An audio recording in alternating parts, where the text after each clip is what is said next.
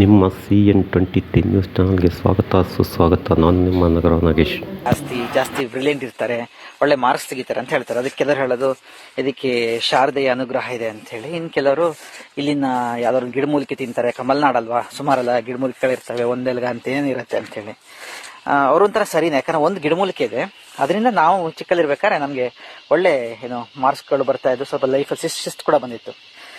ಆ ಗಿಡಮೂಲಿಕೆ ಯಾವ್ದು ಗೊತ್ತಾ? ನೋಡಿ, ಇಲ್ಲಿ ಇದೆಯಲ್ಲ, ಇದ್ರ ಹೆಸರು ಲಕ್ಕಿ ಅಂತ ಕರೀತಾರೆ. ಸ್ವಲ್ಪ ಮಳೆ ಬಂದು ಉದುರೋಗಿದೆ ಅಲ್ಲೇ. ಇದು ನಮಗೆ ಮಾರ್ಕ್ಸ್ ತೆಗಿಲಿಕ್ಕೆ ಬಹಳ ಹೆಲ್ಪ್ ಮಾಡ್ತಾ ಇತ್ತು.